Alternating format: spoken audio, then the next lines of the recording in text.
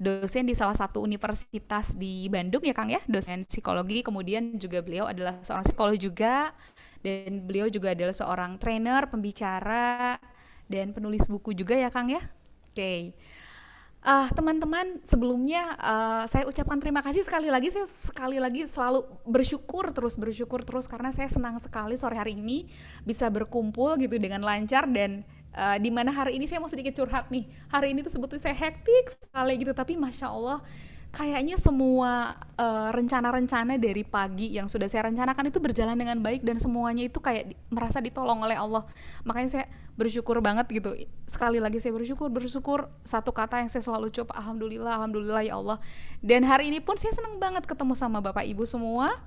Hari ini sudah ada 131 orang, mudah-mudahan nanti bertambah lagi ya. Dari data kami ada sekitar 270 orang yang mendaftar, insya Allah nanti hadir semua. Nah, kembali ke pembicara kita, Kang Zen Mm. Permana. Kang Zen, apa kabar? Kita mau ngobrol santai ini sih. Siap, baik, alhamdulillah Teh Nina. Tadi saya sudah mengenalkan Kang Zen seorang dosen, seorang Mm-mm, konselor juga. mm-mm, Dan bahasan sore kita hari ini adalah mengenai berdamai dengan masa lalu ya Kang ya. mm-mm. Oke. Karena sore hari ini juga spesial, biasanya ngopi sore memang ada beberapa pembicara yang memberikan slide, ada yang tidak. Nah, khusus hari ini kita mau ngobrol aja ya Kang ya. Ya, betul. Santai tapi betul nggak Kang? Ya, betul. Ngobrol santai tapi dalam. Nah, saya mau buka dulu dengan satu pertanyaan Kang Zen. Mm-mm. Berdamai dengan masa lalu sambil nanti Kang Zen memperkenalkan lagi ya, Oke, oke. apa yang tadi kurang. Kang Zen pernah nggak sih ngalamin satu kondisi uh, yang sulit sepertinya untuk bisa berdamai gitu dan mungkin bisa Mm. terbawa sampai hari ini. Nah, ini beberapa pertanyaan yang sering ditanyakan oleh followersnya Kampung Hening. Silahkan Mm-mm. Kang Zen. Baik, Teh Nina, terima kasih. Alhamdulillah, Assalamualaikum Bapak Ibu sekalian, kawan-kawan sahabat sekalian yang sudah hadir ya di ngopi sore bersama Kampung Hening ini. Tadi sudah dikenalkan sama Teh Nina, Alhamdulillah. Eh, ngomongin soal masa lalu atau pengalaman pribadi tentang berdamai ya, berdamai dengan diri. Kalau saya pribadi sebetulnya yang masih kesulitan itu berdamai bukan dengan masa lalu sekarang itu Teh Nina. Oh ya. Kalau saya pribadi itu eh, berdamai dengan hal-hal yang kemudian ingin saya kendalikan tapi di luar kendali gitu ya. Hmm. Kalau saya sih kebanyakan debat sama dirinya atau ajakan untuk berdamai sama dirinya itu di area itu, bukan sama masa lalu. Kalau saya pribadi, bukan sama masa lalu, tapi sama apa yang terjadi saat ini gitu kan. Kita pengennya itu semua skenario hidup tuh terserah kita ya. Makanya Teh Nina tadi bilang, aduh hari ini tuh padahal aku hektik banget ya. Maksudnya tuh pengen itu kan agak santai ya gitu ya. Walaupun santai, kalau bisa rebahan tapi tetap dapat miliaran kan gitu ya. Pengennya. Tapi kan tidak semua ada dalam kendali kita, maka agak sulit nih untuk bisa menerima hal-hal yang kemudian tanda kutip di luar kendali yang padahal itu tidak sesuai skenario sih. Kalau saya sih kalau berdamainya problemnya lagi ada di situ kebanyakan atau seringnya. Gitu Gitu ya. Teh Nina. Justru dengan kondisi yang Mm-mm. kita inginkan tapi ternyata kondisinya itu tidak kita inginkan gitu ya. Iya betul. Berdamai dengan sekarang ya. Mm. Oke, nah tapi Kang, ini Mm. audiens kita yang mungkin hadir hari ini tuh masih banyak yang terjebak. Ya, ya betul. Kalau kata Raisa tuh terjebak di nostalgia lah Kang. Heeh, di ruang nostalgia ya. Nostalgia. Kalau tadi Kang Zen terjebaknya dengan rutinitas yang masya Mm-mm. Allah gitu ya. Eh, yang sekarang justru gitu ya. Nah, Mm-mm. beberapa teman kita yang hari ini hadir adalah justru terjebak di nostalgia di Mm-mm. masa lalu. Ya, Apa itu? Entah itu masa kecilnya, entah iya. itu yang dialami baru-baru dan sulit move on, Kang. Mm-mm. Atau kalau yang sekarang lagi musim di ghosting, Kang. Di ghosting ya. Dan itu menimbulkan luka gitu kan. Nah, ini gimana, Mm-mm. Kang? Kalau dari sisi Ya. psikologi, apakah ada teorinya kah atau Mm-mm. apa mengenai hal tersebut? Oh iya. Wah, ini jelas banget ada ya. Saya mulai dari menyampaikan begini ya. Saya berangkat dari sebuah debat yang panjang banget yang akhirnya bisa dipecahkan baru tahun 2001.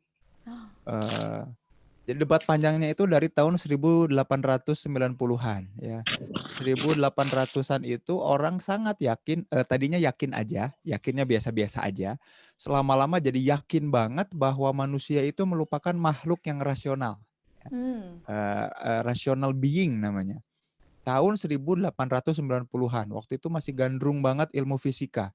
Semua tuh harus ada serba fisiknya, bentuknya, meternya, ya, materinya. Makanya ilmu fisika kan ngejar ke materi, ke atom gitu ya. Nah, baru tahun 2001 dibuktikan bahwa ada yang berani membuktikan, padahal sebenarnya beliau ini mulai membuktikan dari tahun 1980-an, mulai membuktikan bahwa manusia itu justru irasional. Jadi tidak rasional, irasional. Nggak rasional, tapi irasional.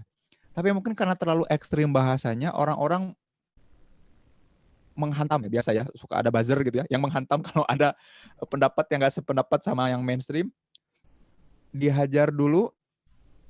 Akhirnya yang kalimat yang diterima adalah, atau kata-kata yang diterima adalah bukan irasional, karena kan masa manusia irasional ya, maka yang disebut adalah manusia itu bounded rationality atau punya rasionalitas yang terbatas. Nah, itu dibuktikan oleh Daniel Kahneman tahun 2001, beliau akhirnya dapat penghargaan Nobel ya. Bounded rationality, bahwa manusia itu nggak rasional.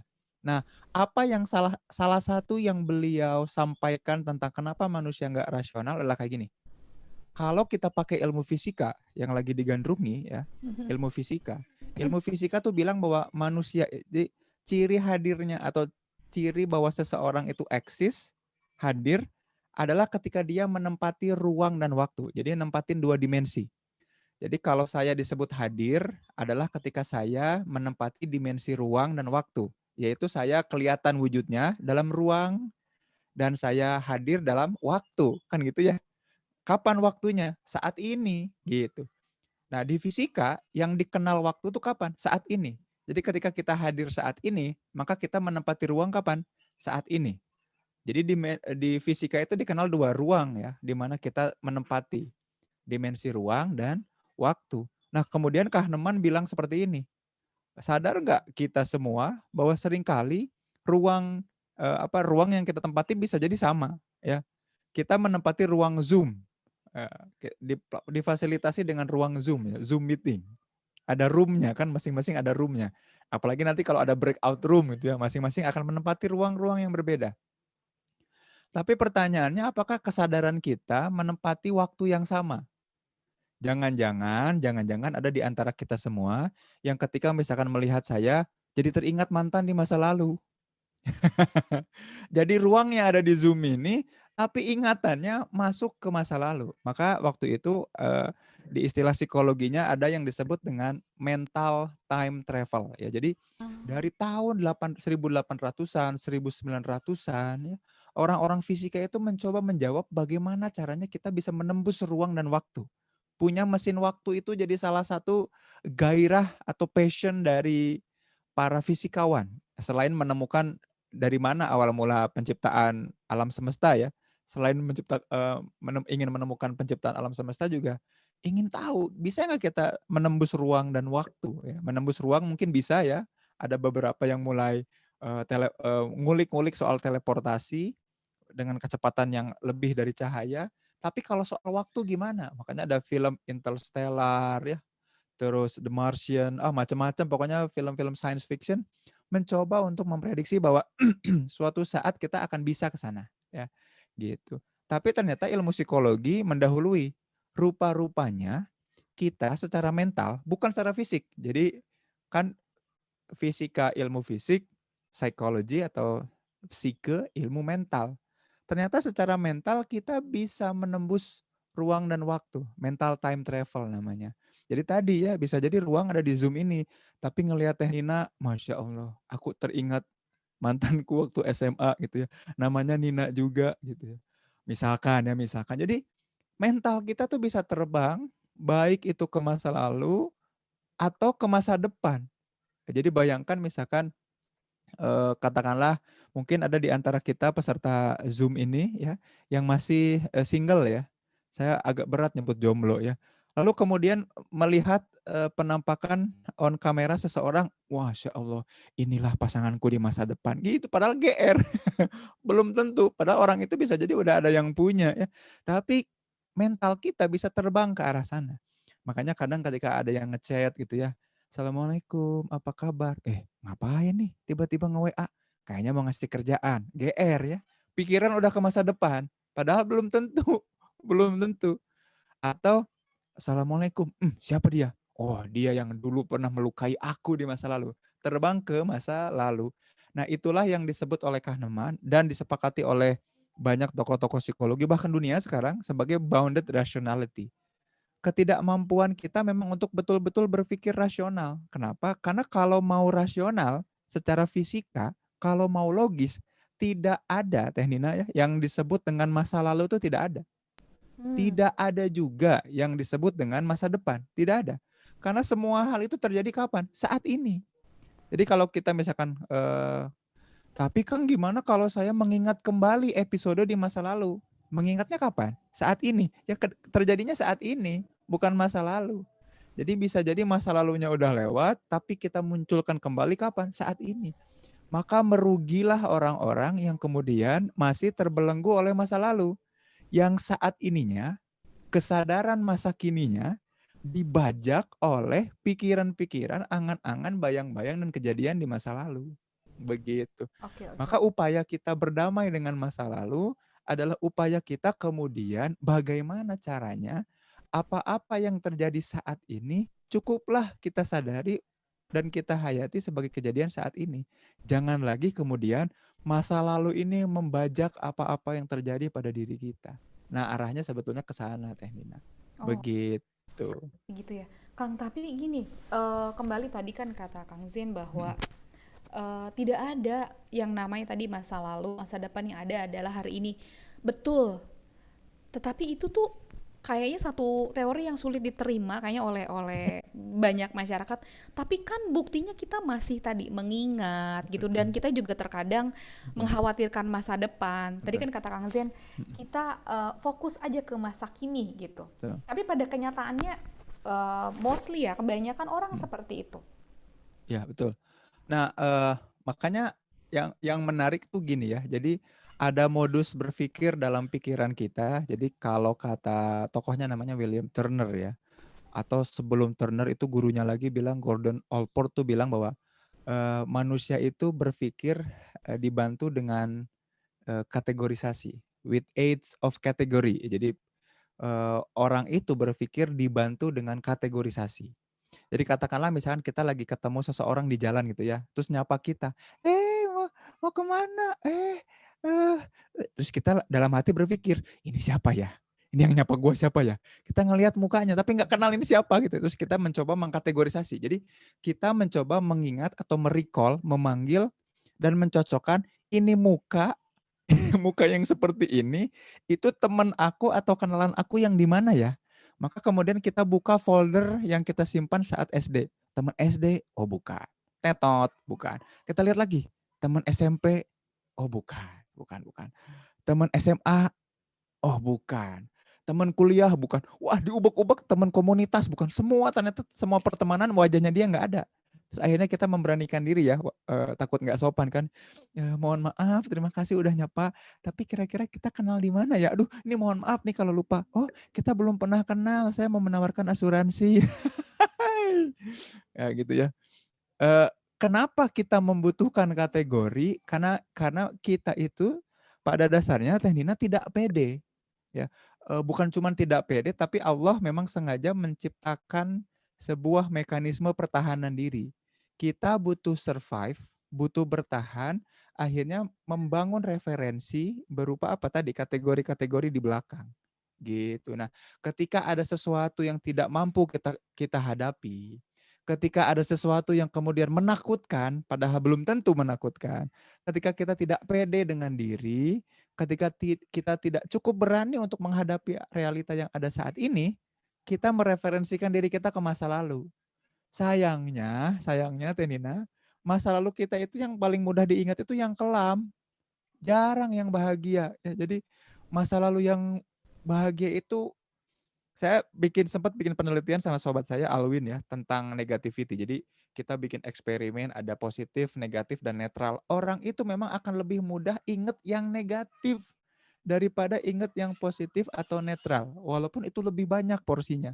Entah Mhm. kenapa. Jadi tadi ya pada dasarnya kita akan mencari referensi dengan kategori lewat ingatan karena kita nggak pede, ketakutan atau mekanisme pertahanan diri tadi tapi referensinya ke hal-hal yang buruk sih jadinya.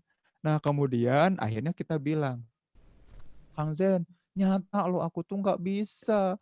Aku tuh di masa lalu begini. Aku tuh korban kejadian gitu. Jadinya saat ininya makin kemudian membenarkan apa-apa yang terjadi di masa lalu. Ya makin susah untuk kemudian damai dan ini memang terjadi hampir di kebanyakan orang, Tenina. Gitu. Betul. Soal tadi Kang yang kenapa orang itu lebih mudah ya, lebih sulit melupakan satu hal yang menyakitkan, kelam dibanding yang tadi menyenangkan. Apakah ada ininya nggak sih Kang? Kenapa ya? Maksudnya seperti itu gitu. Apakah ada teorinya sendiri kah? Memang Mm. kenapa Eh, kenapa seperti itu? Nah, tadi ya alamiahnya memang Hmm. justru gini. Jadi tujuan diciptakan oleh Allah bahwa kita tuh akan senantiasa ingat lebih ingat hal negatifnya dibanding positifnya itu supaya kita bisa mempertahankan diri sebetulnya. Hmm. Jadi ketika kita mengingat atau mengestimasi atau memprediksi bahwa sesuatu yang buruk akan terjadi, harusnya kemudian kita prepare. Apa yang harus dilakukan supaya tidak terjadi gitu. Nah, itu yang disebut dengan apa ya namanya ya? Saya lupa istilahnya. Jadi Ya, intinya atau mekanisme pertahanan diri lah ya, bisa mekanisme pertahanan diri betul. Atau kalau kita bahasa bisnisnya itu prepare for the worst ya. Jadi dibilang. kita harus mempersiapkan yang terburuk lah. Kan itu sebetulnya baik ya. Baik gitu. Nah, cuman sayangnya kebanyakan orang mereferensikan ke masa lalu atau ke bagian masa lalu yang kurang tepat ya atau jadinya malah menjadikan masa lalu ini sebagai pengulangan. Nah, kalau di psikologi itu istilahnya namanya self fulfilling prophecy ya. Self fulfilling prophecy. Prophecy itu ramalan yang self fulfill, yang diwujudkan sendiri. Jadi kalau misalkan kita katakanlah kita orang tua yang punya anak yang baru bisa jalan atau lari ya. Anak kita lari, "Jangan lari nanti jatuh, jatuh, jatuh, jatuh." Tuh kan Bapak bilang juga jatuh. Makanya jangan lari ya. Padahal sebetulnya yang mensugesti jatuh ya diri sendiri gitu. Jadi self fulfilling prophecy, ramalan yang kita wujudkan sendiri. Aku nggak bisa tuh kan, aku nggak bisa gitu. Aku gagal, gagal dulu pernah gagal tuh kan, aku gagal. Makanya label-label kayak aku korban bully terus diulang-ulang. Kapan dibulinya? Dulu waktu TK. Sampai sekarang masih keingetan. Iya. Terus gimana? Ya aku korban bully, aku nggak mau dibully. Terus aja jadi diulang-ulang label itu akan mewujud terus aja dibully jadinya ya karena dia mempersiapkan dirinya untuk dibully gitu. Nah, hal-hal seperti ini memang alamiah, natural terjadi. Yang negatif itu memang selalu lebih menonjol awalnya memang untuk kita supaya kita melakukan yang kemudian sebaliknya dari yang kita takutkan. Gitu. Awalnya gitu. Harusnya gitu menyikapinya. Tapi kemudian kebanyakan kita malah bukan bukan memilih prepare for the worst, tapi milih yang self fulfilling prophecy tadi. Hmm. Jadinya malah malah mewujudkan sesuatu yang buruk yang kita pikir akan terjadi. Jadinya itu yang akan diwujudkan sama kita. Tokohnya banyak ya. Tokohnya banyak misalkan Robert Merton kalau di ilmu sosiologinya. Terus di William Snyder, Bill Swan, terus juga Robert Rosenthal ya kalau teman-teman pengen tahu riset-riset tentang self fulfilling prophecy bisa bisa baca literatur atau penelitian-penelitian beliau-beliau ya. Itu keren-keren. Jadi ternyata orang itu takut disakiti kemudian membuat pasangannya menyakitinya. Hmm. Lalu dia bilang, aku memang berhak untuk aku memang berhak untuk disakiti, Kang Zen. Kenapa? Karena aku yang memilih dia untuk jadi pasanganku. Enggak, kamu bisa kok putus sama dia. Enggak, aku yang memilih dia. Itu yang wah, makanya anak-anak muda yang toxic relation ternyata tuh kayak gitu. Aku yang menerima cintanya, aku yang harus bertanggung jawab. Padahal dia boleh kok untuk putus, kan nggak apa-apa. Tapi enggak, memilih untuk sakit, memilih untuk disakiti karena itu yang dia persiapkan. Jadi alih-alih prepare for the worst, ini malah self fulfilling prophecy gitu. Itu yang wah sayang sekali ya. Gitu ya. Kasihan. Atau mungkin ini juga Kang, sama seperti the law of attraction gitu ya, mungkin ya. Jadi menarik, kita menarik yang tadi kalau Kang Zen bilang kan seperti ya kita yang mewujudkan sendiri gitu ya ke ketidaknyamanan tersebut gitu ya. Jadi kayak kita menarik ketidaknyamanan tersebut untuk hadir kembali di dalam diri kita. Kalau ternyata di diri kitanya belum tuntas ya Kang ya. Kang, Ya. oke. Nah, ini mau informasi dulu teman-teman yang hari ini hadir, teman-teman. Yang mau bertanya boleh di chat, boleh nanti mungkin kalau raise hand mungkin nanti sedikit ya di akhir-akhir aja. Tapi yang mau bertanya boleh di chat. Sudah disiapkan. Dan satu lagi saya mau kasih informasi Kang, karena kita hari ini memang Kampung Hening insya Allah kedepannya akan selalu memperbaiki ya teman-teman, memperbaiki, dan kita ingin menyenangkan gitu ya semua orang. Kabar baiknya hari ini kita akan memberikan hadiah untuk Enggak, suaranya wes di sini. Cuma Mami ini nggak muncul. Oh. Oke. Teman-teman tim Kampung Hening mau dibantu ya yang kalau ada apa suara-suara. Oke. Nah, sekali lagi jadi kita akan memberikan hadiah, Kang. Jadi hadiahnya itu kan kalau tadi yang bertanya ini kita kasih semuanya aja.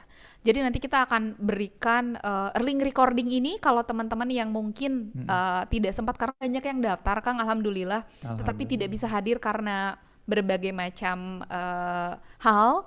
Kita nanti akan berikan link recordingnya, kemudian juga kita akan berikan ebook. Nanti ada ebook yang bisa teman-teman pelajari, dan kita akan berikan voucher training. Nah, kalau voucher training sepertinya khusus buat yang nanya ya. Tapi nanti saya mau nih teman-teman Kampung Hening dibantu ya, dicatat, karena khawatir saya tidak tercatat yang nanya itu siapa aja. Nah, oke. Kang, kembali ke masalah konsep di awal kita tema adalah berdamai dengan masa lalu. Nah, betul. ini juga kita kan di Sabtu Minggu ini Kampung Hening akan mengadakan satu program namanya Inner Child Therapy dan Gap Therapy. Nah, ini juga terkait dengan luka masa lalu ya Kang ya. Nah, kita ngomongin mengenai itu. Tadi kan kalau Kang Zen bilang, aduh saya tuh sebetulnya lebih ingin berdamai dengan kondisi hari yang tidak bisa kita kendalikan gitu ya. Saya pun kadang-kadang seperti itu. Tadi beberapa teman banyak yang masih terjebak di nostalgia masa lalu. Nah, dengan tema itu tadi, mau tidak mau terkadang luka-luka masa kecil itu, Kang, walaupun, aduh kan tadi kata Kang Zen dengan teorinya, itu kan sebetulnya kita yang menghadirkan sendiri. Itu jangan bawa, udahlah disimpan gitu. Jangan bertanggung jawab dengan sesuatu yang sebetulnya kamu bisa pilih untuk bilang enggak gitu kan ya. Tapi kan banyak orang tuh tidak bisa berpikir seperti itu loh Kang. Betul banget. Dan terkadang diri kita hari ini, bukan terkadang sih, memang diri kita hari ini kan sebetulnya adalah rangkaian dari diri kita di masa lalu ya Kang ya. Nah, luka-luka masa kecil itu terkadang masih terbawa sampai ke dewasa karena belum sembuh tadi. Kang, yang dinamakan sembuh dari luka masa lalu itu gimana sih cirinya, atau mungkin apakah saya itu sebetulnya sudah sembuh dari luka tersebut? Yang tadi Kang Zen bilang, saya dibully, kapan? Waktu TK. Diinget-inget, bukan diinget-inget sih Kang, mungkin memang karena dibully di TK akhirnya kayak itu kayak gini Kang, kayak narik kita tuh dibully terus di tiap level pendidikan gitu misalkan. Mungkin ada teman-teman yang seperti itu. Nah, ini gimana menurut Kang Zen? Ya. Nah, ini seru ya. Aku jadi teringat kelas itu Inner Child dan Gestalt itu memang keren banget, asik banget ya. Jadi saya berangkat dari kajian literatur dulu soal Inner Child ya, supaya jelas. Jadi ada beberapa mazhab. Ya, jadi di psikologi pun, jadi psikologi itu satu-satunya ilmu mungkin yang banyak mazhabnya dibanding ilmu lain. Kalau ilmu alam, ilmu fisika, ilmu kimia itu kan terkenal dengan unification of theory. Jadi teori itu satu aja ya. Jadi kita berdebatnya tuh bagaimana meraih progres atau kemajuan di bidang itu. Kalau psikologi itu banyak berdebat di tengah-tengah. Jadi karena banyak mazhabnya. Salah satunya soal istilah inner child ya. Soal istilah inner child. Wah, saya berguru banget sama Pak Asep karena beliau alirannya klasik ya. Jadi aliran klasik itu memang betul-betul hatam soal inner child, makanya belajar sama beliau tuh asik sekali. Tapi ada beberapa mazhab. Nah, ini saya ceritain yang mazhab saya dulu nih sebelum saya ketemu Pak Asep dan belajar sama Pak Asep. Jadi inner child itu sebetulnya adalah bahwa di dalam kepribadiannya seseorang, di dalam kepribadiannya seseorang masih tersimpan rasa atau dorongan untuk berbuat sesuatu yang disebut dengan kekanakan ya, atau dicirikan dengan sifat-sifat kekanakan ya. Masih mau bermanja-manja, masih senang bermain-main gitu ya, pengen iseng. Ah, itu tuh kepribadian yang akan melekat pada setiap manusia. Dia hadir gitu ya. Nah, orang yang kemudian tidak bisa menyadari bahwa dia punya itu, kemudian tidak bisa menggunakannya. Ah, ini kata kuncinya kan gini ya. Sesuatu yang tidak kita sadari, tidak bisa kita kendalikan. Ya, kalau kita nggak sadar bahwa kita punya mobil, gimana mau nyetir mobil? Orang nggak sadar kita punya ya. Pas kita nyadar, ternyata aku punya mobil. Jalan-jalan gitu ya. Sama kayak tangan, otak, pikiran, kenalan, itu kan harus kita sadari bahwa kita baru bisa kita kendalikan. Orang yang tahu persis inner child-nya seperti apa, maka manjanya itu akan digunakan untuk mempersuasi orang. Orang-orang yang mencintai kita. Isengnya itu akan kemudian menjadikan kita berkarya dan berkreativitas gitu ya. Bermain-mainnya akan membuat kita passionate terhadap kegiatan dan kerjaan kita. Nah, itu inner child yang mazhab saya. Mazhab di mana orang itu agak-agak rasional dan di tengah. Kehidupannya itu hidup di saat ini gitu. Tapi mazhab tipe saya ini hanya berlaku bagi orang-orang yang sadar. Sadar dan ngerti betul soal teorinya. Maksudnya tadi ya, sadar bahwa ternyata kejadian masa lalu itu cuma self-fulfilling prophecy. Bukan beneran ada gitu ya. Kita yang ngebikin-bikin saat ini. Nah, tapi Teh Nina, kebanyakan orang betul kata Teh Nina tadi. Kebanyakan orang itu nggak sadar gitu ya. Jadi kebalik nih, kalau ada yang bilang kayak gini, mohon maaf, aku jangan disakiti ya. Soalnya aku udah sering dibully dari TK. Itu dia udah sadar dia sering dibully. Itu bukan inner child yang harus diangkat, bukan. Oh. Inner child yang harus diangkat kemudian adalah, kenapa ya saya punya sebuah perilaku yang kemudian perilaku ini tidak bisa saya kendalikan. Selalu muncul di saat-saat krisis ya, di saat-saat kemudian ada stres yang besar. Perilaku-perilaku ini kok tidak seperti yang saya banget. Dan saya selalu menyangkal perilaku ini. Ada apa ya? Coba tolong dong. Ya, makanya Pak Asep itu kemudian ngajak kita untuk ngulik lagi kejadian di masa lalu dengan detail, terutama waktu saya ya, Tenina. Tenina juga ada waktu itu ya. Banyak Kita waktu di mana itu ya, pokoknya waktu kelas inner child itu, kita saya bahas. kan mazhabnya kan mazhab rasional ya Teh ya. Saya kerjain aja orang masa lalu mah. Ini bagi saya yang merasa diri saya udah sadar dan rasional, saya merasa saya sudah mengontrol hidup saya. Semua potensi hidup, aspek hidup saya udah saya kendalikan karena saya mengkaji banget psikologi dalam ya, S1, S2, S3 kan mengkaji banget itu. Tapi ketika sama Pak Asep diantar untuk ngulik perilaku kita, kebiasaan kita, ternyata ada pola-pola yang jeger. Muncul satu kejadian di masa lalu, oh my God, pantesan. Jadi waktu itu saya sharing cerita kemarin ya, saya punya kebiasaan, Silakan. saya saya punya pola perilaku yang berulang, yaitu tiap kali mau ngomong, tiap kali mau jadi pembicara, atau tiap kali lagi tegang atau stres, itu kayak pengen muntah gitu, mual dan suka pengen muntah.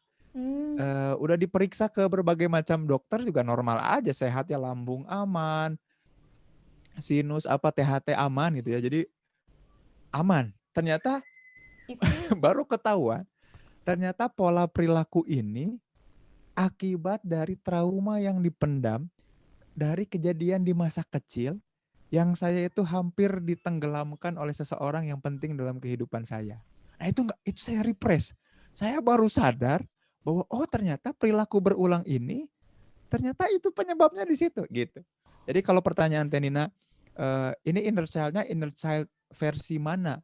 Kalau inner child yang mazhab saya, mazhab sadar, ya diawali harus mindful dulu. Nanti kelasnya ikut silent mindful itu ya. Ya, bulan. Supaya kita sadar betul apa yang kita punya, sadar betul kita ada di mana, sadar betul kita mesti ngapain, maka inner child kita akan kita arahkan untuk kreativitas, passionate, semangat, influencing, persuasi, itu pakai, tapi itu mazhab inner child yang sudah disadari.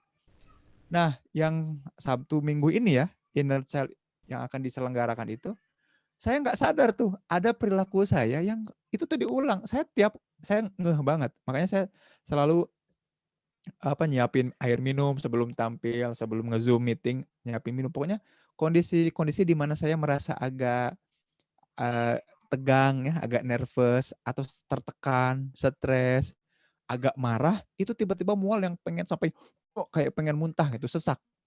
Rupanya ketika diulik sama Pak Asep, ke situ. Dan waktu itu diterapi langsung sama Pak Asepnya ya, di hadapan semua orang. Alhamdulillah Teh Nina sampai sekarang nggak ada lagi tuh perilaku itunya. Nah, jadi memang sembuh itu cirinya ada perilaku-perilaku yang kok ini muncul ya? Karena apa? Aku kok nggak bisa ngontrol perilaku ini? Kok tiba-tiba muncul begitu aja? Nah, itu disembuhkannya dengan cara itu, diulik masa lalu. Oh, karena ternyata seperti itu. Saya Begitu, Tania. kalau kita mau jadi pembicara, ini kayaknya dialami oleh semua pembicara ya gitu Kang.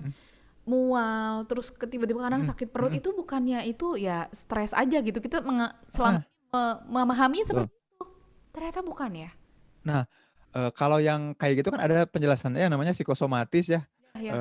Kalau kita tidak mampu, jadi kalau penjelasannya jadi orang itu nervous tegang karena tidak mampu melakukannya atau merasa kayaknya aku masih belum atau kurang kemampuan di bidang itu. Contohnya kan kalau orang yang sering berlatih nyanyi, tiba-tiba diminta nyanyi di depan umum, maka pasti akan tegang ya. Beda sama yang sering nyanyi di kamar mandi, ada kesempatan buat nyanyi di depan umum, wah seneng dia ya.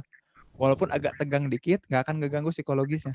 Kalau saya, Teh Nina, bahkan di bagian-bagian, di hal-hal yang saya tuh udah alamiah untuk ngomongin itu. Jadi kayak diundang untuk ngomongin soal stres. Wah itu kan udah puluhan kali ya diundang ngomongin stres, sehat mental. Kok tetap gitu? Tiap kali mau tampil tuh kayak gitu. Nah kan ada istilahnya namanya social inhibition. Iya. Kita tuh kayak terhambat gitu ketika ketemu orang lain tuh. Nah, bisa jadi itu tuh bukan karena psikosomatis, bukan karena kita tegang dan karena kita sadar bahwa kita tidak mampu, tapi ternyata bisa jadi ada kejadian yang membuat kita itu terhambat secara fisik gara-gara kejadian di masa lalu, di masa kecil. Itu ternyata jelas atau nyata adanya kayak gitu ternyata. Ternyata ya, Masya Allah. Jadi akhirnya tahu. Dan sekarang udah nggak ini lagi Kang, udah nggak mual lagi nih. Mau jadi pembicara hari ini nggak mual kan? Enggak, alhamdulillah. Biasa. Sejak pertemuan itu pokoknya, setiap kali jadi pembicara itu, wah, alhamdulillah. Aman. Alhamdulillah ya. Ternyata tuh seorang Kang Zen aja yang mengulik ilmu ini dan tadi secara sadar dan belajar ini ternyata ngalamin juga ya, apalagi ya buat teman-teman yang mungkin belum paham gitu ya ilmu ini. Kang, kita mungkin boleh langsung buka ke pertanyaan ya Kang ya? Boleh. Udah banyak pertanyaan di chat, Masya Allah. Alhamdulillah ini antusias sekali peserta hari ini. Dan ada yang bertanya juga yang raise hand. Nah sebentar, sebelum saya unmute yang raise hand, Pak Ahyar Budi siap-siap ya Pak, mau bertanya ya. Saya mau sampaikan dulu, tadi ada beberapa teman yang mungkin menghubungi nomor Kampung Hening dan sulit diangkat. Itu nomor saya, karena saya sedang berbicara jadi nggak bisa ngangkat nomor telepon. Pantesan hektik banget ya ternyata itu. Jadi punten kalau nggak diangkat karena sudah memulai kelasnya sama Kang Zen gitu ya, itu satu. Nah jadi tadi juga ada beberapa teman yang aduh ini udah masuk Indonesia Timur tuh azan, kalau iya ya, jangan sore-sore katanya. iya, Tenang betul. teman-teman, kita akan berikan recordingnya ya. Jadi nanti bisa ditonton ulang kalau yang tadi terlambat masuk, kalau yang nggak bisa ikut sampai sore akan kita kirim link recordingnya, silakan ditonton kembali. Nah silakan sekarang saya mau minta Pak Ahyar Budi silakan untuk unmute untuk kita ambil pertanyaan ya Kang ya. Silakan Pak Budi. Siap. Di unmute sendiri. Oke. Assalamualaikum Mbak Nina, Kang Zen, mana? Ya saya Ahyar Budi Pranoto dari Kota Pekalongan. Ya. Saya Pekalongan Mbak. Ya Saya kebetulan sering mendapat di email saya itu kampung hening gitu ya. Saya tertarik dengan obrolan kopi sore ini tentang berdamai dengan masa lalu. Ya. Ya sebenarnya setiap orang, saya terutama punya masa lalu yang beraneka ragam ya. Saya dibesarkan di keluarga kecil yang tidak mampu, yang kemudian saya ditulis di chat hidup itu berpola. Saya sering mengikuti beberapa kegiatan-kegiatan karakter building gitu ya, bagaimana membangun diri dan sebagainya. Saya memang kadang dulu agak minder Kang, jadi saya ini cedel begitu ya, agak cedel begitu. Saya memang introvert awalnya begitu, tetapi karena aktif di organisasi OSIS sejak SD, sejak SMP, SMK dan kemudian di perguruan tinggi, kemudian bisa ngomong di depan umum begitu. Sehingga kadang orang mengidentikan saya ya Ahyar yang cedal itu, kira-kira seperti itu. Padahal tidak ada salahnya kan menjadi ciri khas saya begitu. Kira-kira begitu Kang. Nah, bagaimana menepis, membuat positif gitu ya, positif. Kadang orang berpikir masa lalu itu selalu dengan hal yang buruk begitu. Walaupun setiap orang, saya terutama saya nggak bisa bercerita banyak hal yang salah gitu saya lakukan. Kemudian ada teman-teman atau sahabat yang di komunitas yang mengingatkan gitu ya, mengingatkan dan selalu berbenah dan sebagainya, dan sampai menjadi sekarang seperti ini Kang. Nah, bagaimana tips mungkin ya untuk kemudian orang bisa mengenal kita yang sebenarnya begitu kan? Sebenarnya dalam artian kita itu tidak seperti itu, tetapi seperti inilah gitu kira-kira begitu Kang. Saya nggak bisa bercerita karena ini mungkin nanti khusus. Itu juga udah bercerita ya? Oh, kita bercerita. Maksudnya bercerita hal apa yang masa lalu yang membuat kelam, kemudian orang membuat stigma yang negatif begitu. Kira-kira begitu kan. Saya kira itu Kang. Terima kasih. Assalamualaikum warahmatullahi wabarakatuh. Waalaikumsalam warahmatullahi. Kan langsung dijawab aja Kang.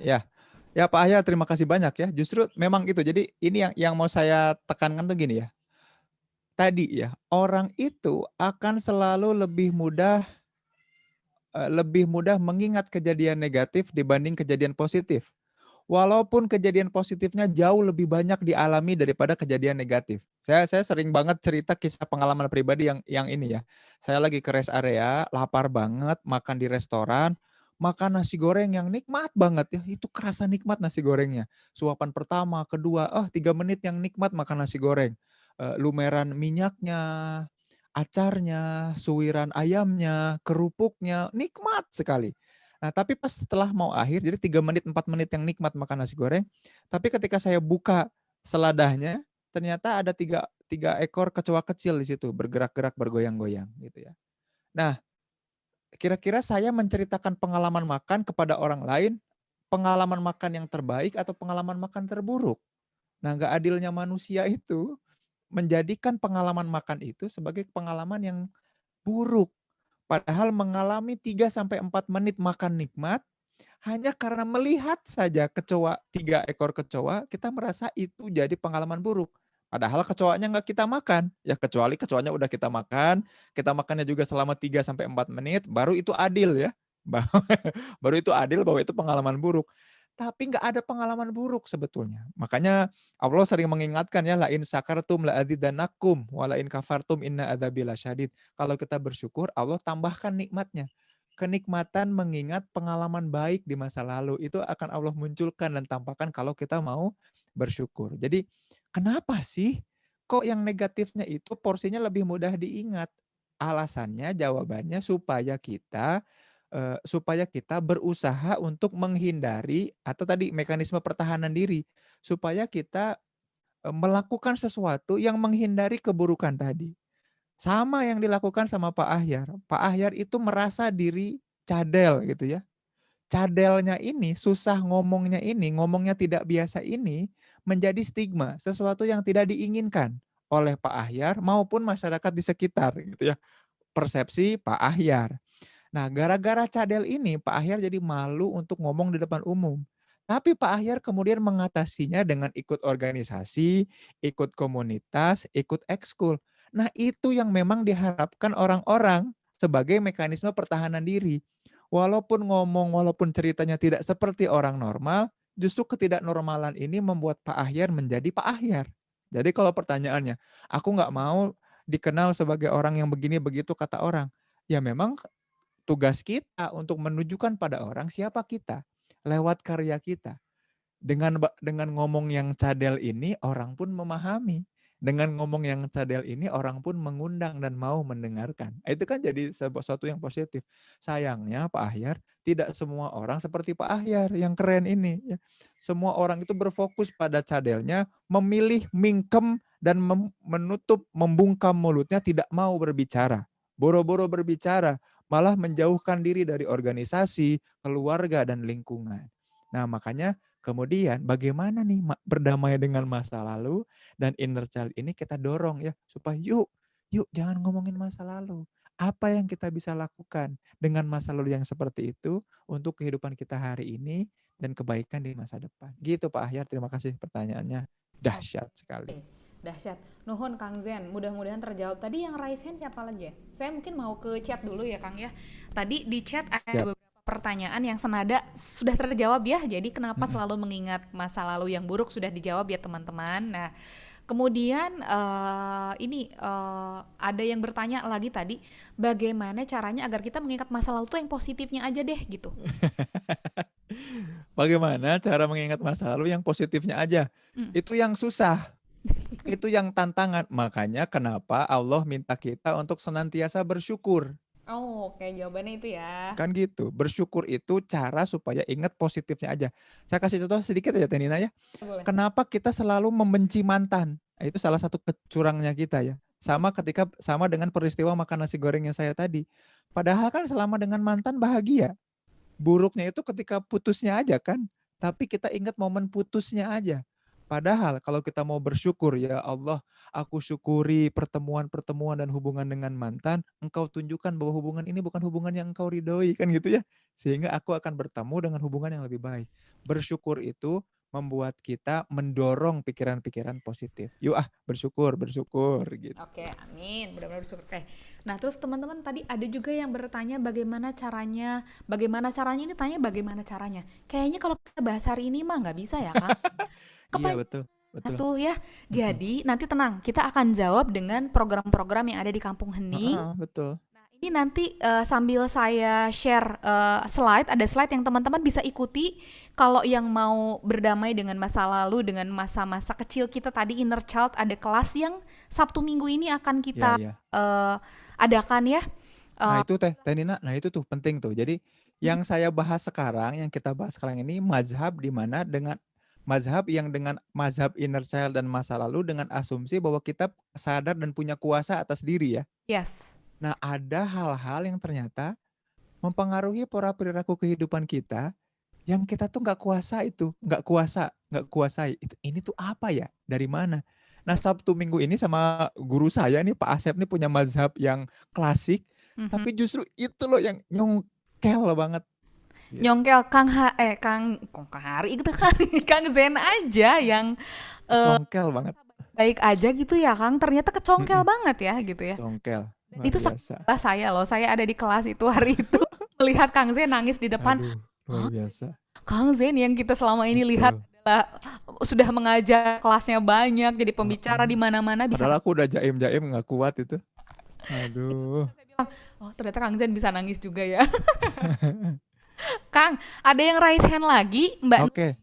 Silahkan. Nah, saya sambil share slide teman-teman ya, bagi yang pertanyaannya tadi di chat tuh banyak bagaimana caranya melupakan mantan, bagaimana caranya melupakan masa lalu. Ikuti kelas kita, program kita di Kampung Hening, kelas inner child dan ada kelas lain Kang. Nanti bulan Mei ada kelas psikoedukasi, judulnya adalah Ku Lepas Dengan Ikhlas. Nah, itu Teh Nina banget itu. Wah, pengalaman Teh Nina itu penting banget tuh, jadi pelajaran buat kita semua tuh. Keren. Ya, ya sebetulnya semua orang mungkin pernah mengalami hal-hal yang itu tadi, tapi nanti kita akan bahas banyak di sana ya Kang ya. Sok, Ya. silakan Mbak Nurlia Eka untuk unmute untuk bertanya, silahkan. Ya, Assalamualaikum Teh Nina, Kang Jen. Waalaikumsalam. Ya, izin bertanya Kang Jen, Teh Nina. Ini Ya. kan tadi ngomongin inner child ya. Kalau misalkan inner child itu kan tadi katanya ada pola-pola yang biasanya terjadi berulang gitu. Pertanyaan aku, apakah pola itu selalu dalam bentuk hal yang negatif? Ada nggak sih polanya itu yang positif? Terus kalau misalkan kayak misalkan aku yakin kalau aku punya inner child gitu, cuman aku belum tahu inner child aku itu apa penyebabnya dan pola yang terjadi sekarang yang sebenarnya dampaknya negatif buat aku tuh apa gitu. Itu cara ngetahuinnya atau cara ya ciri-cirinya apa ya, Kang? Oh, ciri-cirinya ya. Nah, itu yang selama ini kalau kita baca, karena saya akademisi psikologi ya, jadinya mengkaji banget. Kalau ditanya ciri-cirinya apa pada kita, itu nggak akan kita temui karena nggak sadar. Ya sesuatu yang tidak kita sadari ya nggak akan muncul dan bisa disadari ya sebetulnya. Nah, saya juga sama, makanya ketika ikut kelas yang ini nih yang di-share sama Teh Nina nih, ikut kelasnya Inner Child dan Gestalt itu sama Pak Asep, itu kan beliau senior banget ya, psikolog senior. Bahkan saya belum lahir aja beliau udah jadi psikolog ya. Jadi pas ya itu tadi kita di sana tuh diantarkan untuk mengurutkan pola perilaku kita, mengukur perilaku kita, terus kemudian mana yang masalah, mana yang anugerah gitu ya. Nah dari situ kemudian digali apakah hal itu normal atau wajar, kenapa bisa berulang, mengganggu atau tidak gitu ya. Nah kalau ada hal-hal yang tidak mengganggu ya bagus ya, nggak usah kita telusuri, tinggal dipertahankan kan sebetulnya gitu ya. Kan masalahnya disadari apa enggak kan itu dulu. Kita sadar nggak bahwa kebaikan ini hasil dari masa lalu? Kalau menurut saya sih, kalau ternyata itu sudah baik, ya nggak usah kita telusuri di masa lalunya, nggak apa-apa, yang penting udah baik gitu ya. Nah kemarin itu yang jadi fokus saya, karena ini bagian dari healing, penyembuhan, oh ternyata ada satu, kalau saya sih waktu itu nemunya gitu ya, nemunya ada satu perilaku saya yang nggak bisa dijelaskan, dan saya tuh penasaran. Dan itu kemudian saya curhatkan ke beliau, ke Pak Asep ini. Pak, mohon izin saya begini-begini ya, punya perilaku ini, dan ini mengganggu saya. Karena saya butuh ritual khusus nih sebelum ngomong 5 menit, 10 menit. Khawatir beneran gitu. Muntah beneran. Mual gitu. Nah itu ternyata alhamdulillah dibereskan. Jadi kalau pertanyaannya, bagaimana menyadarinya? Susah sebetulnya. Nggak bisa karena ketidaksadaran, sesuatu yang subconscious, tidak bisa disadari kecuali difasilitasi. Kita butuh mentor, butuh guru ya. Makanya saya datang ke profesionalnya, ke Pak Asep itu gitu. Nah, tapi kalau inner child yang pakai mazhab saya, mazhab bahwa kita punya sisi kekanakan pada diri kita yang bisa kita optimalkan. Misal tadi ya sifat manja, iseng, ceria, itu bisa kita optimalkan dalam aktivitas seharian. Tinggal kita suntikan aja dalam aktivitas harian kita, mana mau kita masukkan kemanjaan kita untuk mempersuasi, untuk influencing, sifat-sifat iseng kita untuk kreativitas ya, untuk challenging diri kita, sama keceriaan untuk passionate sama naikin mood. Itu bisa. Tapi kalau menyadari perilaku-perilaku yang buruk, negatif, inner child-nya dari mana, dari kejadian yang mana, dan gimana mengatasinya, gak bisa. Karena itu bagian dari alam bawah sadar yang butuh fasilitator. Gak bisa difasilitasi sendiri. Nanti kalau kita stres atau mental breakdown sendiri kan susah yang ngebangkitin siapa. Iya benar. Iya, waktu itu saya tanya Teh Ninanya kalau nggak ada Pak Asep yang memfasilitasi ada satu terapi. Waktu di sana tuh ada terapi, ada sesi terapi khusus. Wah, saya bisa bahaya itu ya kalau nggak.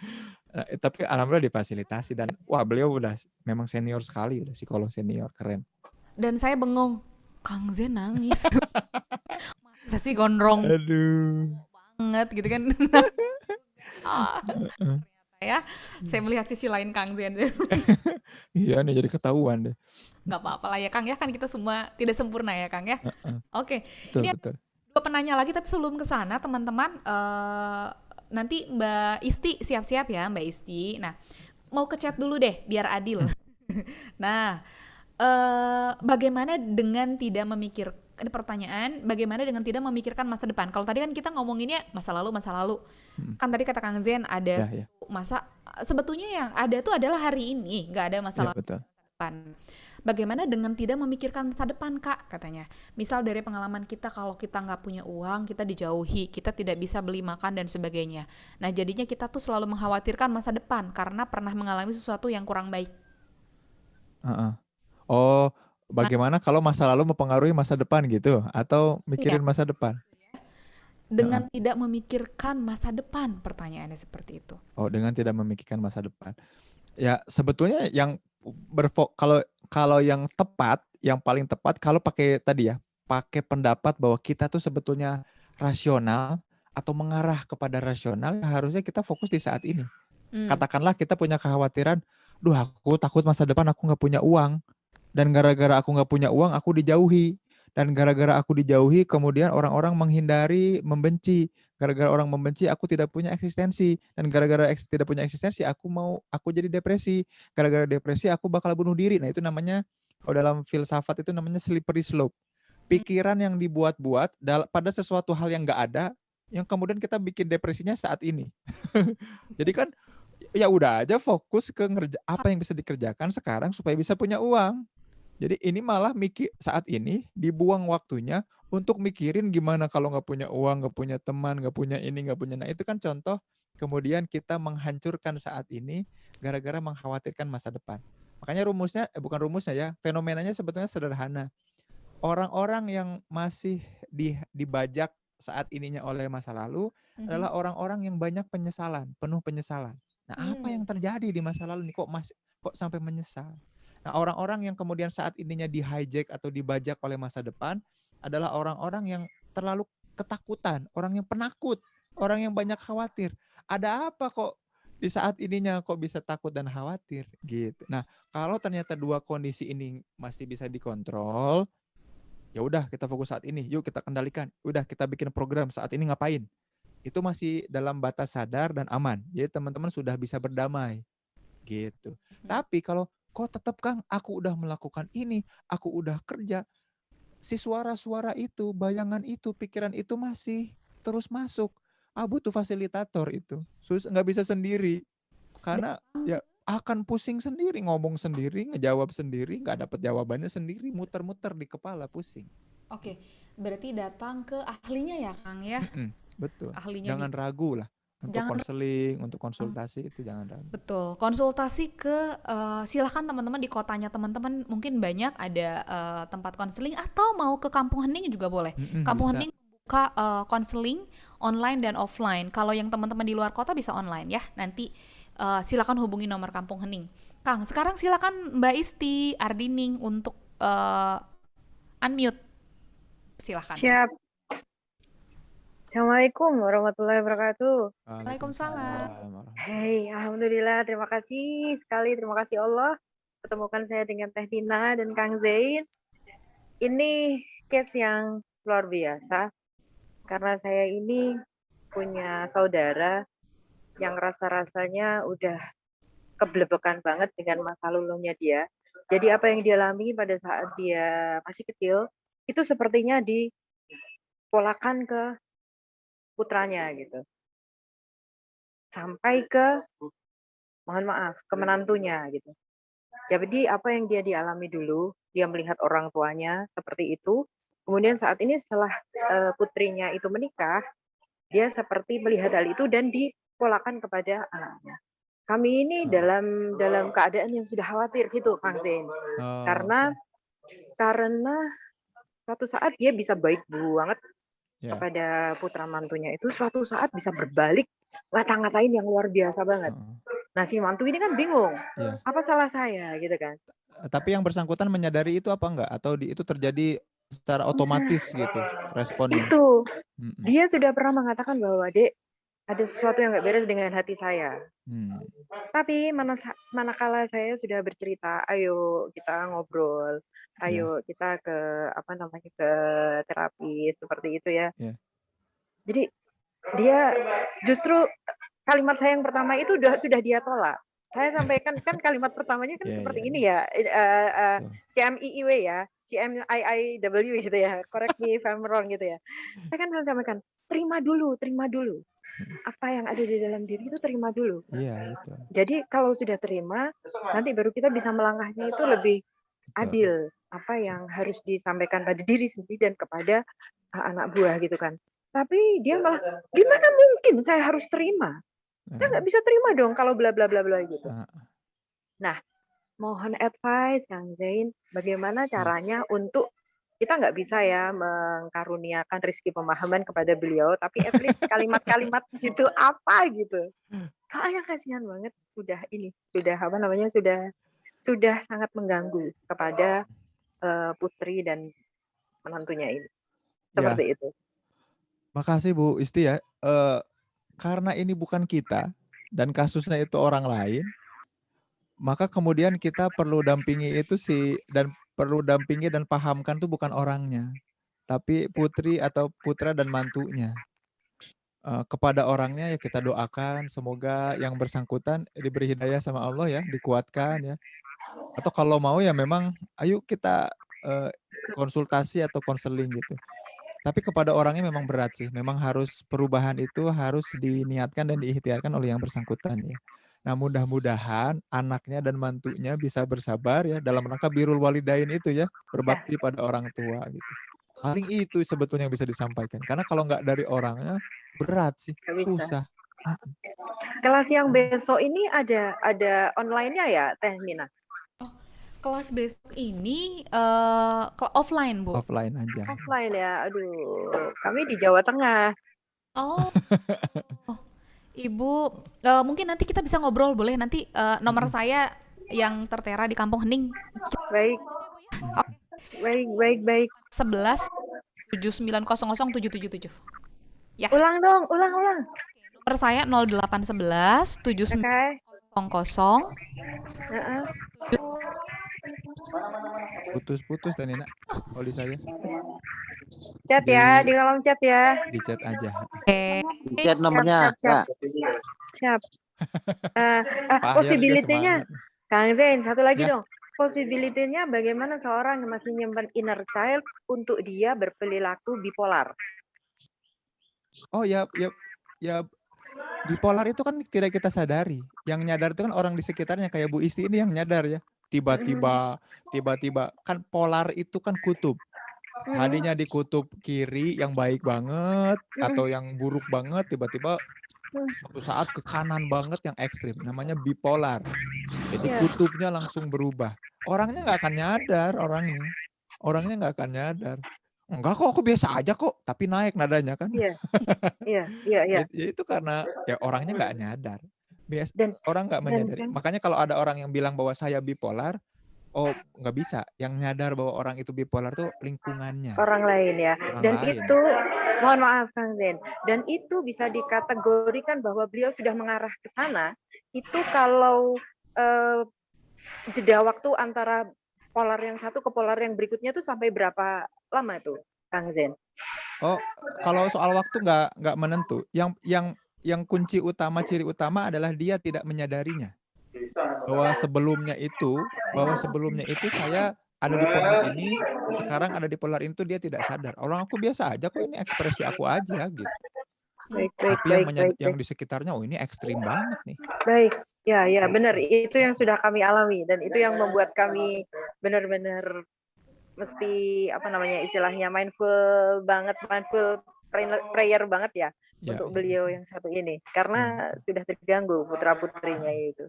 Terima kasih banyak. Mudah-mudahan sabar ya putra putrinya ya. Amin. Justru karena seperti ini nanti kalau ada kelas online, Teh Nina mohon izin, misalnya putra putrinya itu berkenan, nanti biar ngubungi Teh Nina aja.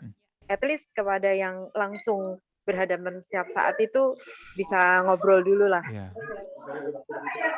Itu ya. Siap. Bu Isti. Terima kasih banget. Baik. Oke, baik. Kang Zain, sebelum ke pertanyaan yang mohon maaf saya tuh tidak bacakan satu-satu namanya ini karena banyak ya. Jadi yang serupa saya Ya, kategorikan. betul. Nah, tadi kan pertanyaan yang terjebak masa lalu sudah dijawab. Nah, ini pertanyaan yang tadi terjebak memikirkan masa depan juga sudah dijawab. Ini ada pertanyaannya masih terjebak masa lalu tapi kebahagiaan. Jadi kayak dulu aku bahagia. Jadi sekarang mungkin kurang bersyukur apa gimana gitu mungkin ya. Karena ngeliat sekarang kok sekarang begini sih. Padahal aku tuh dulu tuh begini bahagia banget. Kenyataan sekarang nggak seperti itu. Apakah itu sama dengan yang tadi sudah kita bahas? Ya, sama persis. Jadi tadi ya, polanya sama. Semua yang masih terjebak di masa lalu, terjebak dalam rasa yang disebut dengan penyesalan itu ya.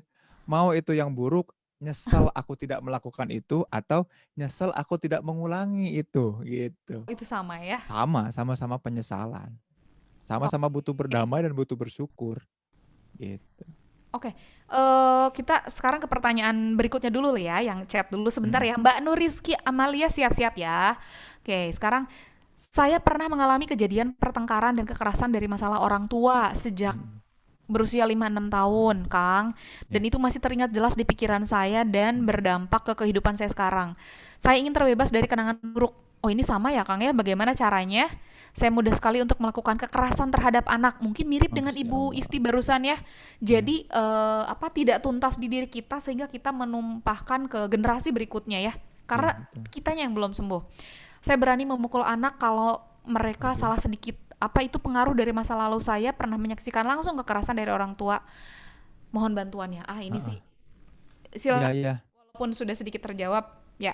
Ya, bisa nggak dikontrol itu? Jadi Pertanyaan itu kalau ya. tiba-tiba nggak bisa ngontrol nih, setiap kali anak salah dikit aja tangan itu jadi ringan, wah ada yang salah nih. Harus apa, Kang? Terapi kah? Mungkin kalau Nggak harus ditelusuri dulu kenapa kok kan memang ada yang sempurna gitu, namanya juga anak ya. Kan Iya. kita suka curang kadang ke anak itu ya.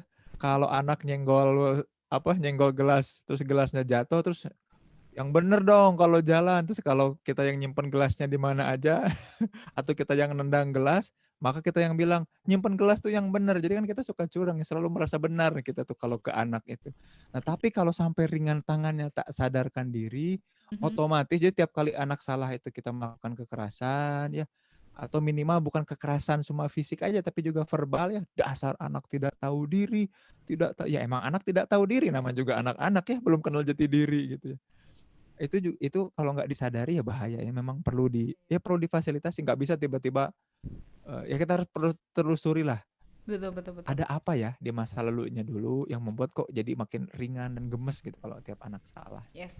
Jadi kalau perlu bantuan seorang profesional silahkan ya. Iya. Betul ya, Kang ya. Jadi kita sekarang tuh teman-teman Kampung Hening juga campaign bahwa silahkan datang ke psikolog, konselor atau siapapun yang memang mempunyai keilmuan itu ya, Kang. Karena kita sekarang sedang campaign untuk sehat mental. Dan orang yang datang ke psikolog atau konseling itu bukan orang yang, mohon maaf ya, bukan orang yang gila gitu, mohon maaf. Jadi sekarang kita mau merubah stigma itu, Betul. mungkin kayak tadi mau yang punya luka sedikit-sedikit lah, luka-luka ringan gitu sebetulnya, silakan gitu, tidak usah malu ya, Kang ya.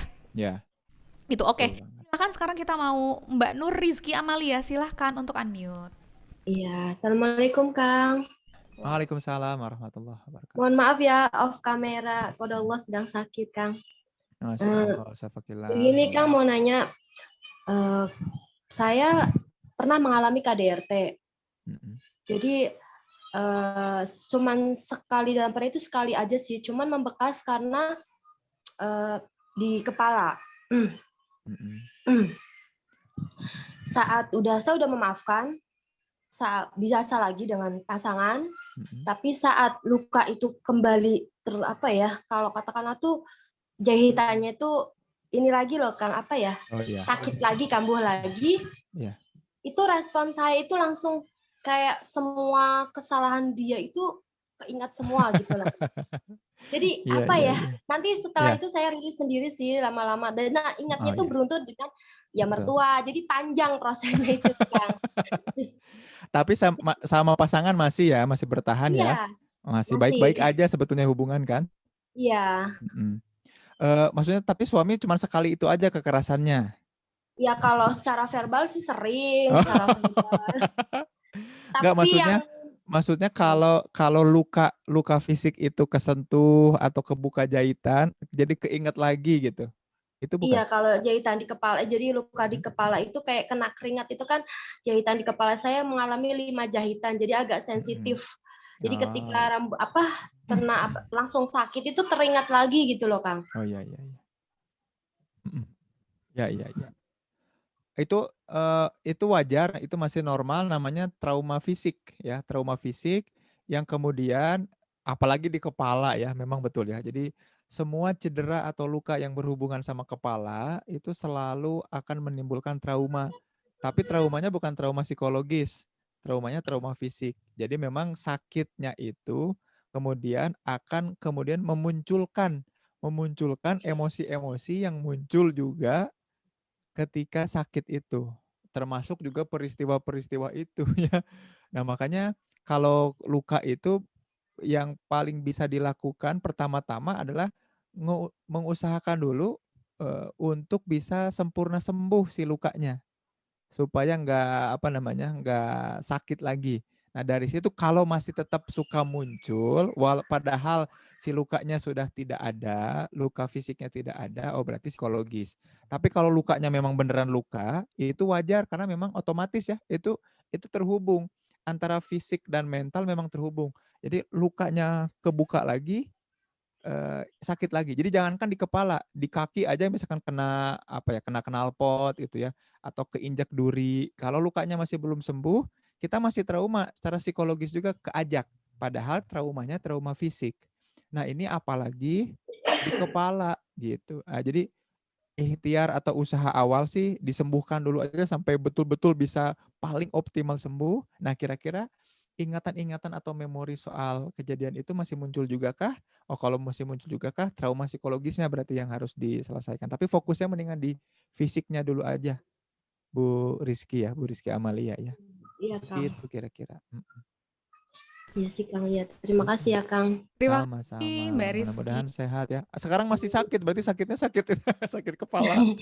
Enggak sih, kayak kalau sebenarnya sih jadi luka jahitannya itu kayaknya kurang sempurna jahitannya. Jadi ketika rambut basah atau berkeringat itu tuh kayak gatel dan langsung senit-senit gitu loh, bahasa itu Iya. senit. Jadi langsung muncul respon yang nggak nyaman gitu. Iya, itu otomatis betul. Wah, itu otomatis pasti psikis juga kan. Jadi mending diapain kayak disalep apa operasi plastik. Ya jadi langsung jadi mirip Raisa Luna Maya gitu ya. jadi asalnya kepala jadi ke muka ya. Gitu paling ikhtiar awalnya. Oke, makasih ya Mbak Rizky. Iya. Oke, baik. Teman-teman, karena kita ini sudah masuk hampir 5:30 ya. Jadi yang Oh iya benar. satu lagi ya, Mbak Sera siap-siap. Tapi saya akan ke pertanyaan yang di chat dulu, Kang. Ini ada yang bertanya, inner child therapy ini bisa dilakukan sendiri nggak sih atau butuh bantuan orang lain? Nah, ini kan dijawabnya nanti, tapi nggak apa-apa, kasih tips, kasih dikit biar nanti penasaran. Kalau yang namanya terapi itu butuh terapis atau fasilitator ya, jadi nggak bisa sendirian. Kalau yang sendirian itu ikut training ya biasanya atau ikut workshop itu bisa ya. Tapi kalau terapi yang kemudian ada kaitannya sama inner child dan ketidaksadaran pada perilaku kita, itu butuh banget fasilitator. Jadi beda-beda terapi, ada terapi yang bisa disadari, ada terapi yang enggak ya. Kalau misalnya kita terapi fisik misalkan ya, katakanlah kaki keseleo mau latihan jalan lagi, terapi fisiknya dikasih menunya, kita bisa terapi sendiri, itu boleh. Hal-hal yang disadari. Tapi kalau inner child itu kan berarti ngulik kejadian yang ada hubungannya dengan masa lalu.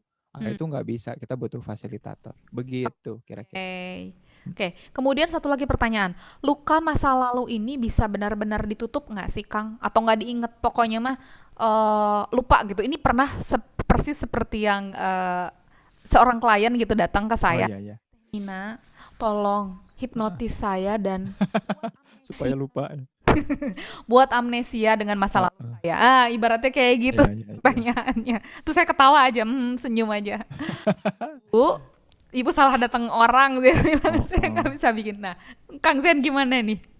Nggak bisa ya. Jadi kita nggak bisa membuat lupa atau menghilangkan, nggak bisa. Jadi ada film bagus tentang itu yang namanya Eternal Sunshine for the Spotless Mind. Itu memang ada penelitian dan riset yang berusaha untuk menghilangkan bagian memori tertentu supaya luka-luka nggak muncul. Nggak bisa. Jadi yang tepat itu berdamai itu adalah ketika kita mengingat kembali kejadian yang sama, kita sudah bisa bersyukur, berdamai, dan malah mentertawakannya gitu ya. Kan sering kali misalnya kita lagi kejadian, lagi naik sepeda, kejebur got gitu ya, masuk ke solokan gitu ya. Itu kejadian yang malu dan traumatis. Nah, diulik gimana caranya ketika mengingat lagi kejadian jatuh dari sepeda masuk ke selokan, itu malah tertawa.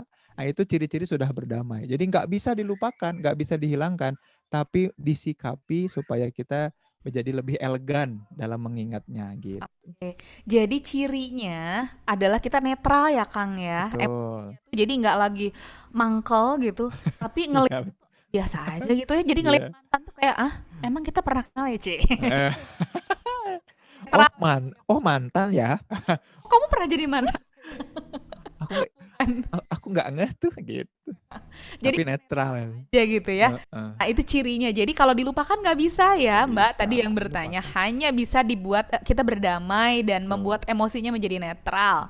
Satu lagi sebelum ke yang raise hand ya, pertanyaan di chat. Nah, izin bertanya Kang, saya sebenarnya nggak tahu apa yang terjadi pada diri saya.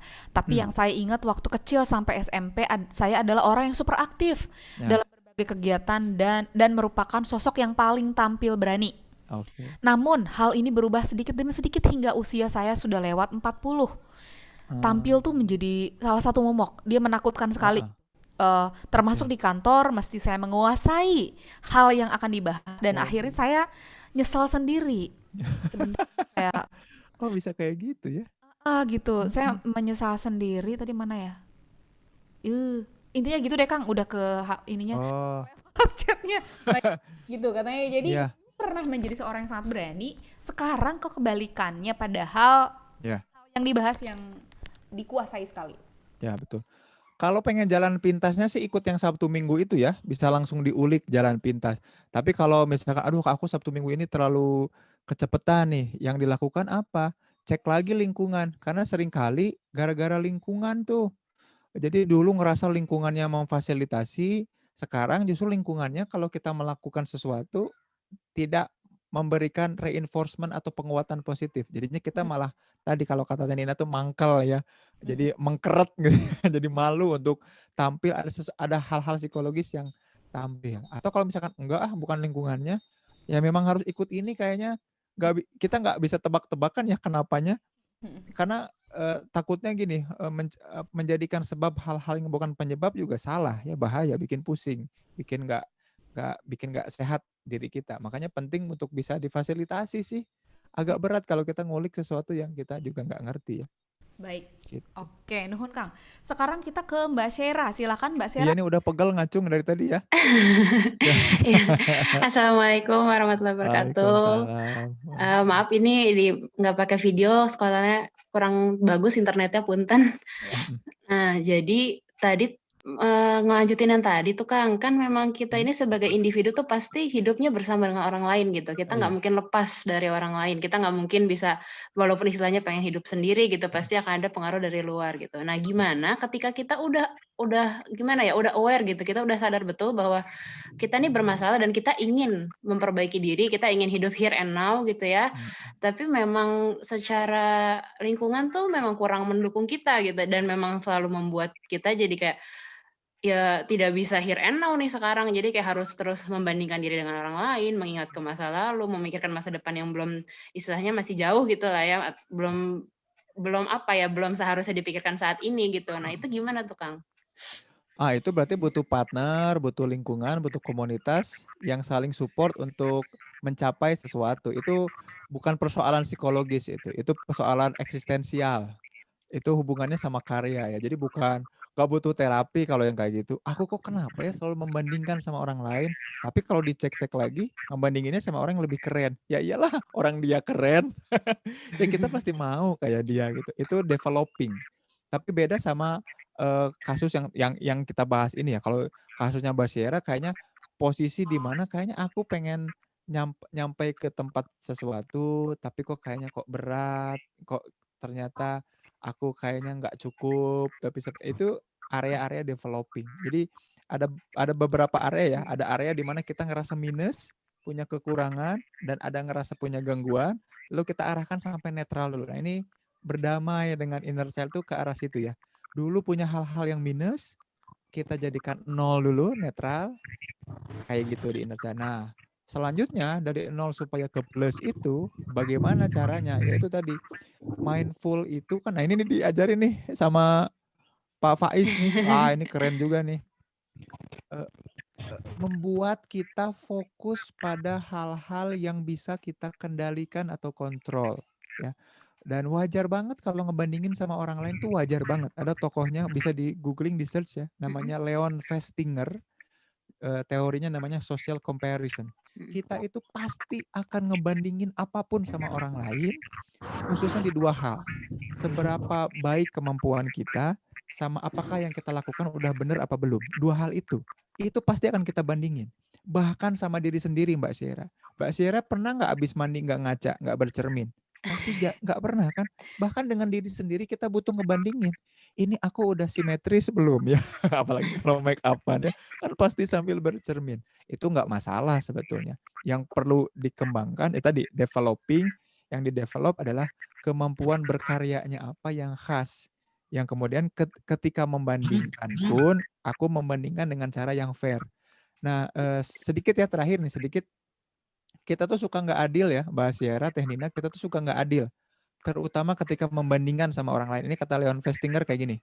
Curangnya kita ketika membandingkan, kita tuh selalu membandingkan yang kurang pada diri kita dengan yang lebih pada orang lain. Ya pasti kita akan selalu kalah. Ya orang ngebandinginnya hal yang salah gitu ya. Jadi Mbak Syera akan membandingin kekurangannya Mbak Syera dengan kelebihannya orang lain. Itu juga kan bahaya. Itu salah kaprah dan salah paham jadinya gitu. Mudah-mudahan bisa menjawab. Jadi Mbak Syera kayaknya areanya area developing gitu. Punten kalau dikit lagi, Akang.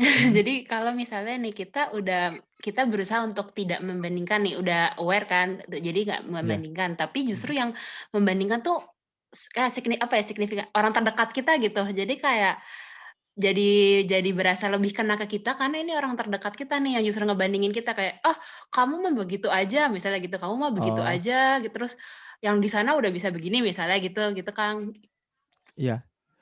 Ya nggak apa-apa, itu kan di luar kontrol kita ya, di luar kendali kita, karena dia punya ekspektasi sama kita yang bisa jadi bukan diri kita. Oh berarti PR-nya yang pertama adalah sepertinya kita, si aku ini belum banyak mempromosikan diri dan impiannya ke orang-orang terdekat. Sehingga orang-orang terdekat masih mikirnya bahwa diri ini adalah ekspektasi orang-orang terdekat. Sehingga kalau ekspektasi orang-orang terdekat masih belum tercapai, kita yang salah. Padahal kita mikir, loh aku kan emang nggak mau ke situ, gitu ya. Contoh misalkan ya, kamu tuh harusnya A. Loh, siapa yang mau A? Orang bukan aku A. Terus aja lihat si ini mah, dia bisa A. Lihat si itu, dia bisa A. Loh, aku kan emang nggak mau A. Yang salah siapa? Dia, bukan dia. Bisa jadi PR kita nih, yang ada dalam kendali kita kan itu ya.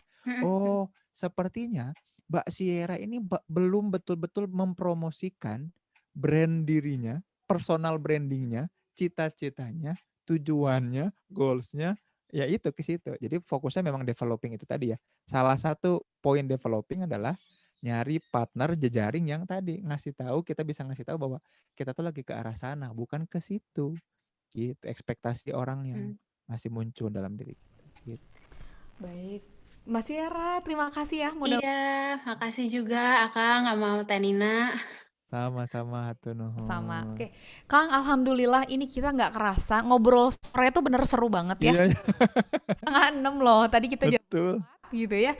Ini untuk masukannya tadi teman-teman Indonesia Timur mungkin yang bener udah melipir-melipir ya. Ya, Nah, bagi teman-teman yang hari ini tidak lengkap ngikutinnya, kayaknya sayang banget gitu ilmunya. Nanti insya Allah kita akan kirim link recording ini dan kita akan kirimkan tadi e-book ya, ada e-book dari Kampung Hening. Dan juga nih buat penanya nanti akan ada voucher training dari Kampung Hening. Yes, asik. Alhamdulillah lumayan ya. Alhamdulillah. Nanti dikirimnya ke nomor teman-teman WhatsApp yang terdaftar ya.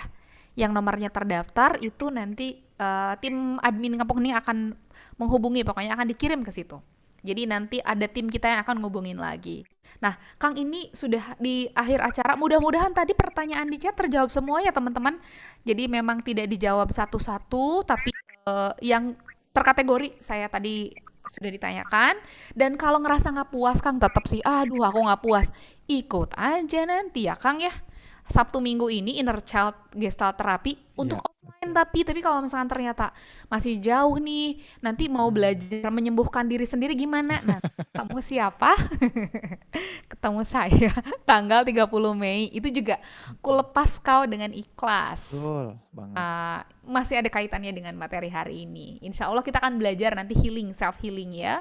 Kemudian bagi teman-teman yang ingin belajar konseling, belajar konselor gitu, merasa oh saya mau mengkonseling diri sendiri, saya mau mau belajar, mungkin memang sudah profesinya adalah konselor, mungkin mau menambah ilmunya lagi. Nah, salah satu pengajarnya yang hari ini berbicara, Kang Zen. Bagaimana Kang Zen menceritakan, wah ini seru banget deh pokoknya di kelasnya. Jadi nanti akan ketemu Kang Zen, Pak Asep dan Pak Zamil. Kemudian bagi teman-teman yang mau belajar silent mindful listening, ada e-course-nya. Ini e-course dibeli, jadi e-course itu teman-teman boleh diputar ulang berkali-kali. Jadi kalau nggak ngerti gitu ya, itu silahkan diulang-ulang, didengerin lagi, terus dipraktekkan gitu. Kemudian bagi yang ingin ikut kelas offline silent mindful listening-nya, ini silahkan program terdekat 25 sampai 27 Juni 2021. Nah, kalau ini ikut kelas offline, e-course yang tadi gratis gitu ya. Jadi yang belum sempat ikut offline, ikut ini, kelas ini gratis untuk e-course-nya. Itu Kang. Dan voucher trainingnya, nah ini dia yang tadi bertanya, kita akan kirimkan voucher trainingnya kepada yang bertanya. Oke, link recording untuk semuanya. Insya Allah kita akan kirimkan. Itu dari saya, Kang. Sebelum kita akhiri, boleh Kang Zen silakan sampaikan closing statement dari diskusi kita sore hari ini, Kang. Ya, baik, terima kasih sudah antusias. Tenina juga ya sudah mendampingi dengan luar biasa dengan pertanyaan-pertanyaannya dan memfasilitasi teman-teman semua belajar.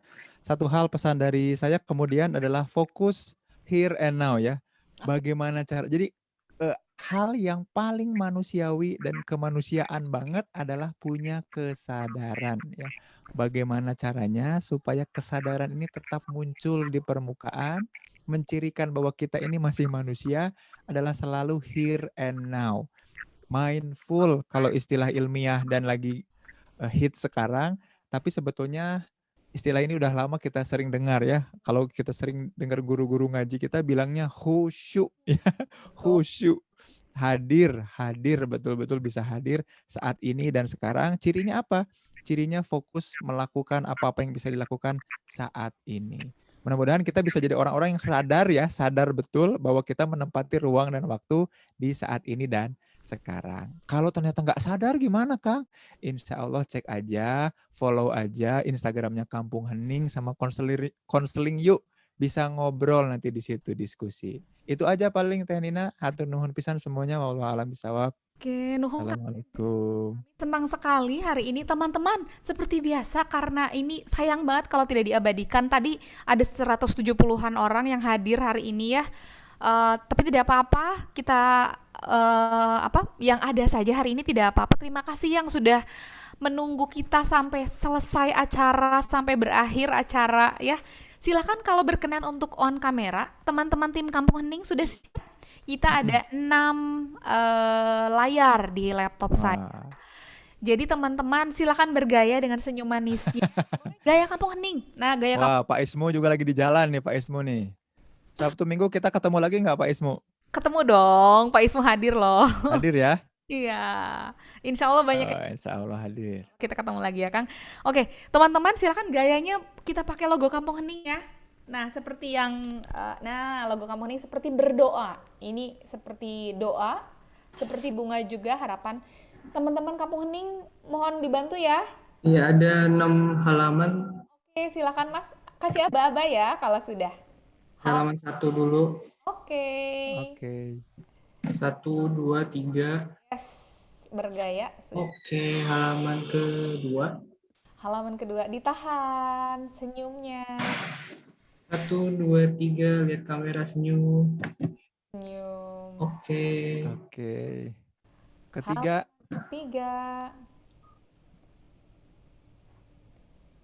Ketiga. Oke. Oke, sudah. Pak Ismu sedang nyetir juga tetap bergaya ya Pak. Mudah enggak nyetir mungkin ya, atas tangannya sebelah tetap ingin bergaya ya Pak ya. Sudah semua. Alhamdulillah. Teman-teman, sekali lagi saya ucapkan Sukses Kang Zen. Sukses. Sama-sama Sukses, Pak Kang Zen. Isnu. Selamat ketemu Kang Zen. Sudah terakhir terinspirasi bahwa semua itu bermanfaat. Nina itu Terima Sabtu kasih. Minggu bisa di WA Mbak Nina. Sabtu Minggu Minggu acara ya, apa, Mbak? insya Allah Umi ya. Terima kasih Iya, Kang Nina. Kang Zen. Terinspirasi sekali. Terima kasih. Assalamualaikum. Terima kasih banyak Kang Zain, Teh Nina, Nuhun. Nina, Sabtu Minggu infonya Mbak. ya kita Terima kasih Kang. Terima kasih. sore hari ini. Terima kasih antusiasnya, saya bahagia sekali. Antusias yang di chat juga ya. Nah, saya mau kasih satu statement, ini ada kata-kata menarik yang entah punya siapa buat saya Tuhan itu nggak pernah janji kalau langit itu selalu biru. Tuhan nggak pernah janji kalau bunga selalu mekar. Tuhan nggak pernah janji kalau mentari selalu bersinar. Tapi Tuhan memberikan pelangi di setiap badai. Tuhan senyum di setiap air mata, pelajaran di setiap cobaan, dan jawaban di setiap doa. Itu aja deh ya. Bung Hening, terima kasih. Assalamualaikum warahmatullahi wabarakatuh. Waalaikumsalam. Waalaikumsalam warahmatullahi wabarakatuh. Nuhun Teh Nina. Infonya Sabtu Minggu ya Mbak Nina. Nina, Kang Zen. Mari.